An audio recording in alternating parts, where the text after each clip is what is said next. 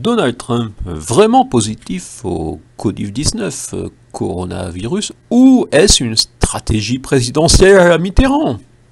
Donald Trump est bloqué à la Maison-Blanche en quarantaine, à un mois du scrutin présidentiel. Pour l'instant, nos chroniqueurs officiels s'interrogent sur les conséquences pour un homme de 74 ans en surpoids. Et personne ne semble envisager qu'il puisse s'agir d'une stratégie présidentielle, disons même à la François Mitterrand. Mais si, notre président durant 14 ans, qui a truqué ses bulletins médicaux durant 2 mandats, en 1988, naturellement, on peut comprendre que François Mitterrand nous cachait son cancer par crainte que le pays ne tombe dans les mains de Jacques Chirac. Il avait sûrement raison de considérer cela comme une catastrophe et de tout faire pour l'éviter, mais peut-être pas jusqu'à mentir aux Françaises et aux Français, après avoir juré que lui dirait la vérité, en référence à Georges Pompidou.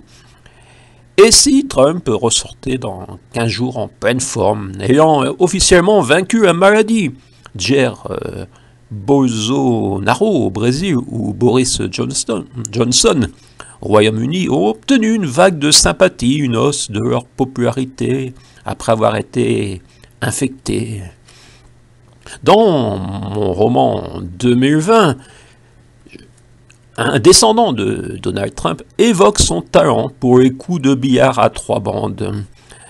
Quand un président parle, qu'il soit français ou américain, nous devrions toujours savoir qu'il faut d'abord se demander s'il s'agit d'un faux ou d'un tox, surtout au niveau de la santé. Le premier communiqué de la Maison-Blanche est rassurant. Le président et la première dame vont bien tous les deux à 7 heures et ils prévoient de rester chez eux à la Maison-Blanche durant la convalescence.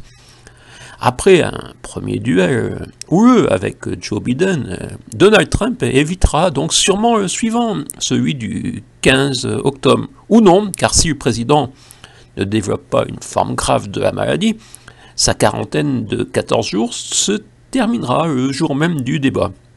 Info ou stratégie, le rôle du chroniqueur n'est pas de réécrire les communiqués désinstallés, mais d'essayer de comprendre le monde.